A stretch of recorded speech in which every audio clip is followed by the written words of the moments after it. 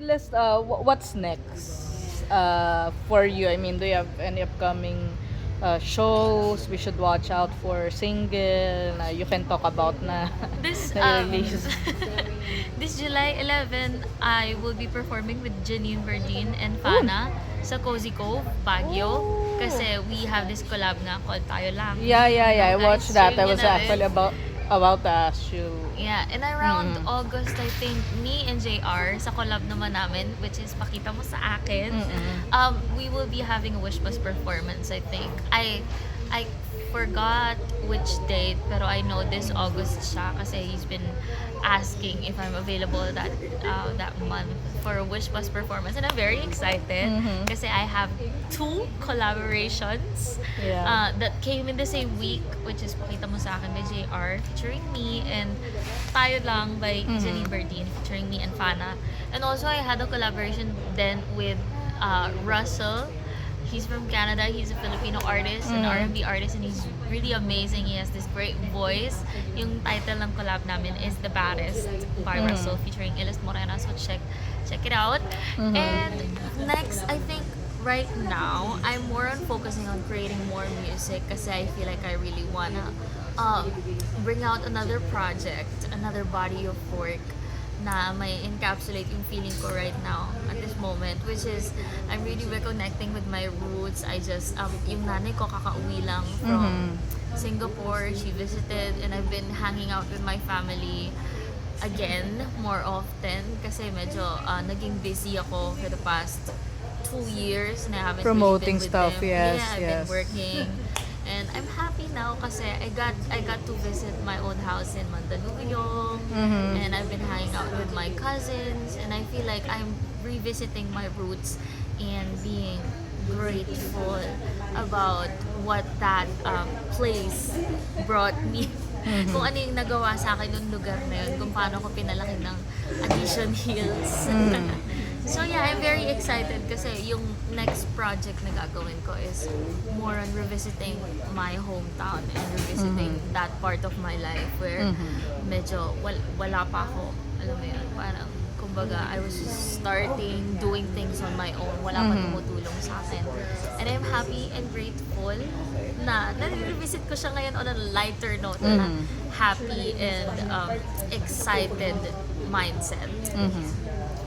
Since nabanggit yung collab, locally, sino yung mga gusto mo pang makakollab? Naku, sobrang dami. I'm Top 3. top 3? Okay, sige. Actually, hindi ko alam kung pwede ko na ito sabihin, pero meron na kaming collaboration ni Miss Pakundangan and Miss Homebody, si Demi. Meron kaming collaboration. Sinulat namin yung collaboration namin na yun around last year, last year pa ata, before pa kami nagkaroon ng hit songs dalawa. And finally, na-i-record namin yung collaboration namin yun. So yun, that's one, Demi. Another 2, I think I wanna collaborate with more female Filipino artists kasi ngayon sobrang dami namin. Ay, not really sobrang dami, pero ang dami na namin ngayon compared to nung nagsisimula pa lang ako na I look up to only a few of these female artists kasi onti pa lang talaga kami sa scene. Encourage na kami. Siguro, tie on number 2 would be Alex and Zay. I would love to have a collaboration with them, more on like a, a rap trio, parang girl group ang atake. Hopefully. And then number 1, can't really think of anyone right now. Pero I guess that would be the 3 of them. Oh, Denny. Denny is great as well. Denny, she's an R&B artist din na sobrang galing, sobrang ganda ng boses. Di ko kaya mang kulit-kulit niya. Hindi mo pa naririnig boses ko. Si Miss Ayan naman.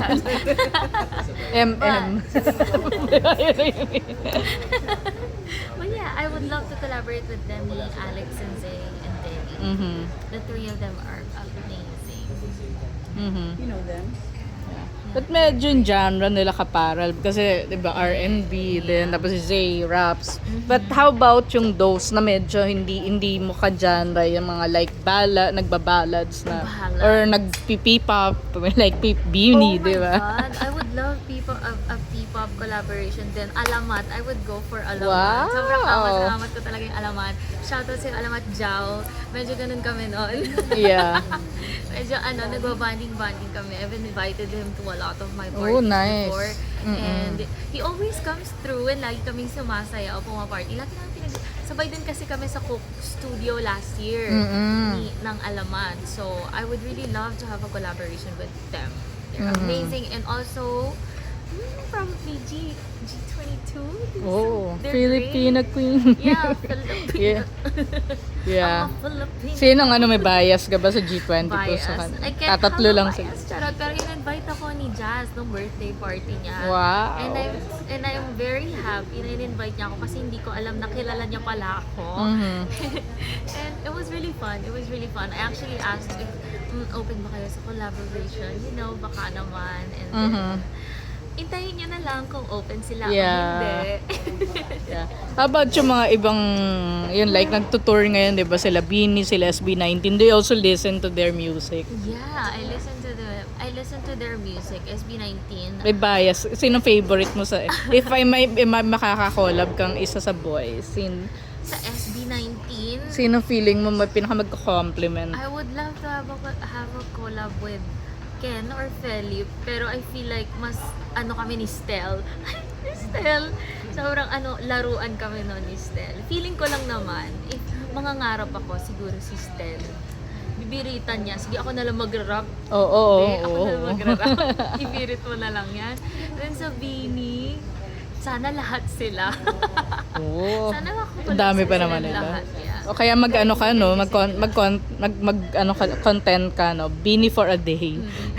Beanie Iles. Beanie Iles. Yeah. Gaganon din ako Oo. doon. Sige, lalabanan natin ng mga sayaw. Charet! I would love to have a collaboration with them din.